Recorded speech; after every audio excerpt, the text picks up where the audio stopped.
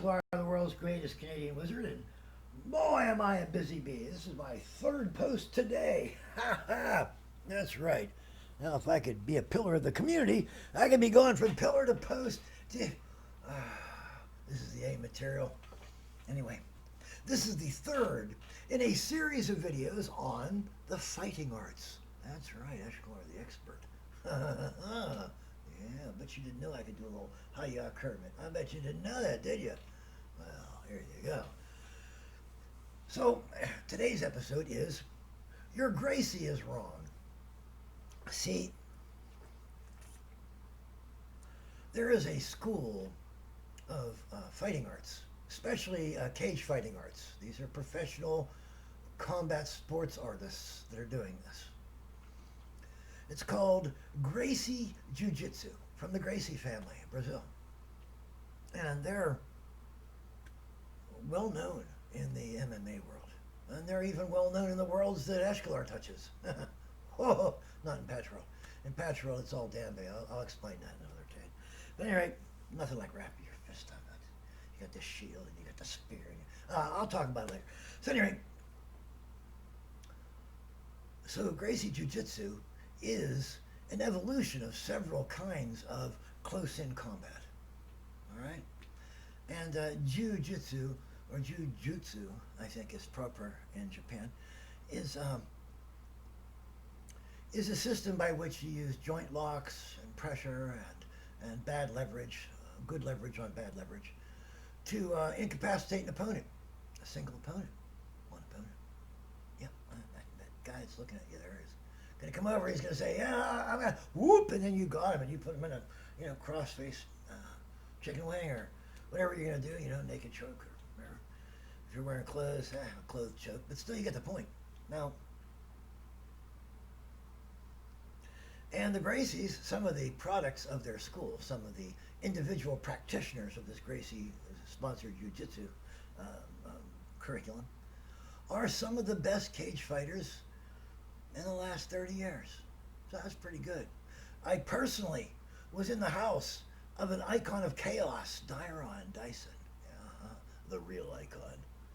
And, well, I was an icon too when I had my ring. I'm much more boring now. But anyway, I was at Dyron's house when cable TV was new. Yeah. And it wasn't just cable TV. Oh, and a pay-per-view was brand new. This was like one of the first pay-per-view spectaculars of all time. And I got to watch the Octagon. I got to watch Hoist Gracie and Ken Shamrock. Oh, Kenny, he'd be his own action figure. Watch those two fight it out on the floor of the Octagon for the title of whoever's getting a big chunk of money. The other guy's going to get some, but not like the big chunk. So anyway, I think the guy that got the really big chunk for that fight was Dana White, but I could be wrong. Anyway, in it, we see the ultimate extension of jiu-jitsu with rules. Now, there are no rules in fighting. We all know that. Though, afterward, the police will claim there were rules, and you may go to jail for breaking them. Be choked past. I think it's Jesse the Body Ventura who said it best. He said, "It's perfectly legal to choke till four, gorilla." I think he said it that way. Because, you could. The guy's going, 1, 2, 3, 4. And that would be your out, say, at 5. So Jesse says perfectly legal to choke until 4, right? And he was the governor of Wisconsin, so he must know, right? Everything. Because people that are famous must know everything, right? That doesn't really make sense. Oh well. The television tells us we must believe. Anyway, so when Gracie and Kenny Shamrock fought on the floor of the Octagon, it was a hell of a fight. It was a hell of a fight. It didn't look anything like Brock Lesnar versus Roman Reigns. There was no Superman punch. There was no, the human suplex machine. I'm sorry, Ted. Anyway, See, I was watching when you and Bam Bam went, forget it. So anyway, but jujitsu is wrong. I loved the fight. There was no, they were not wailing around. There was no suplexes. There were no dropped elbows. There was no bicycling. You know what I mean? There was no throwing chairs into the ring so you could hit somebody with it later. There was no plot devices. There was just these two guys doing their best to choke each other to death. Now, it's very interesting. Both men were wearing gis, right? The traditional karate garb, you'd think of it. Even the Chinese invented karate, so you'd think that the kung fu suit is really a more traditionalist. But since I practiced karate, specifically Shorin-ryu, Shaolin-ryu, I'm used to the gi, right? So what happened was the fight became two men laying on top of one another, that started some fights before and ended a few. At any rate, each one was trying to pull the guy's gi collar around his neck and strangling to death with it. Okay? On two guys. That's the whole fight. And about, I don't know, what do you think, guys? 10 minutes? Yeah, Eshkalar. Yeah, 10 minutes. So, 10 minutes, it was the most highly paid fight in history. 10 minutes of two guys laying on top of one another, each one pulling on the other guy's suit. Turn red. And occasionally, one of them would go, boom, boom, boom, and he'd go back to back because as soon as he lifted his fist up, the other guy started choking. Now you only got a few seconds. So, it was a very interesting fight. And it proved, for you guys that love the octagon, for you guys that love MMA, for you guys that love the fighting arts in general, that you've got your jiu-jitsu wrong. Let me offer you a scenario. It's a little bit different, just a teeny tiny little bit different from the octagon. It's called real life. Ready? And you are a practitioner of Gracie Jiu-Jitsu. You're probably, what, 150th in the school, which makes you probably in the top million fighters in the world. Okay? So that's pretty good.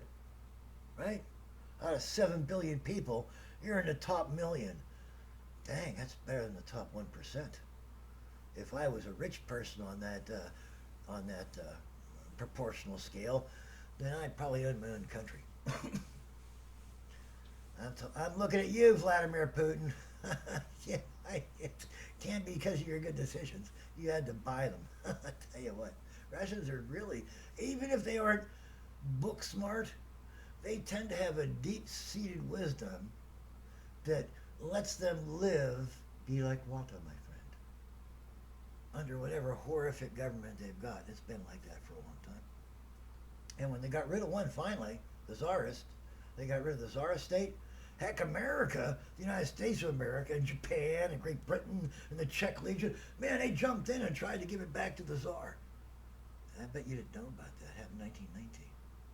Lucky for me, I was on the Orient Express, so I just watched it. As a matter of fact, at one point I fell asleep, so I missed most of the war there. And I woke up and there was desert all around me. I says to the porter, I says, "Hey, boy." He goes, "Yes, sir." I says, "Where are we?" He says, "This here is a go-by desert, sir. See it go by?" This is the A material, people. So anyway, and so Russia has hated us ever after. The Soviet Union hated us because we supported the Tsarist, monarchist white Russians against the red Russians, the Mensheviks and Bolsheviks. And later on, we, of course, did everything we could to squash them. And it didn't work. So, yeah, really.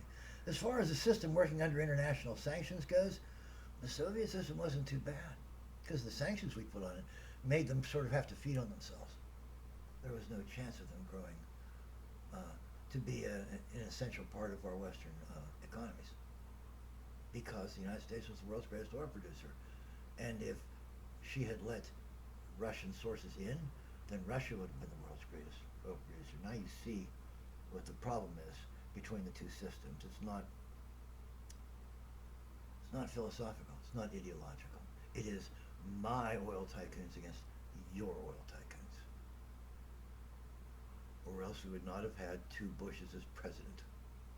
Think about what you're doing. And they would not have Putin as president. So, There's no ideological difference between the average Russian and the average American. We both want a decent job for a decent wage. We both want to have a pretty mate, whether that's a boy or a girl. And we both want to have, you know, the appurtenances that we think a civilized person should have. A cell phone, right? Right, right.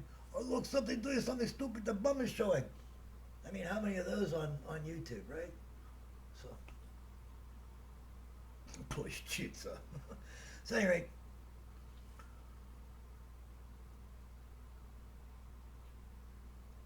when you have a fight in the real world, it isn't like the cage. The cage is like the guys at the UN. They're never in danger. Out in the world, they're in danger. So the guys at the UN are not in danger, and they make rules that the guys out here who are in danger don't follow. I'm not going to say anything about being in Washington, D.C., and they're out of contact too, and they make rules that the rest of us don't follow. I'm not going to say that. That would be comedy. And I'm serious today. I'm doing philosophy. And if you don't know what philosophy is, you're probably like most people. Philosophy is a worldview, by the way. Science is a worldview. That's philosophy. As a matter of fact, philosophy can be better parsed into a specific definition. It is an attempt to understand the world by the means at hand. Simplistic as that sounds, it's absolutely correct. And it explains science. It describes science as a doctrine. And it describes all the world's religions and all the world's political systems as well. When you need somebody to see it through a child's eyes, look for a child. So, you get into a fight in the real world. Now, in the octagon, it's different. You know, you and Gracie are going to fight. You know you're going to fight. They go, oh, how's your mate? You fight. Let's go, dude. Let's fight. You know, KO. Something. So, you two go at it. And if something weird happens, there's a guy that steps in. He pulls you apart. Okay, I'm going to get back to him in a minute. But there are rules. You're not allowed to gouge a man's eyes out. You're not allowed to pull his pants. You're not allowed to kick him in the head until he's unconscious. Pull his pants down, emasculate him, and wave his genitals around the eyes. Go, I'm the winner. Can't do that. I know you think that's silly, but there are people that did that in olden days. It was very entertaining. The Romans paid big money to watch somebody do that. Look it up. So,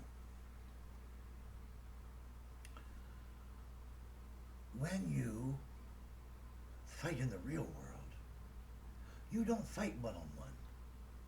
You're in a bar, and he and his buddies are screwing with somebody, and you step in. Oh, that was bad. He and his buddies are looking around, and they're looking for the guy that isn't being like water. There you are.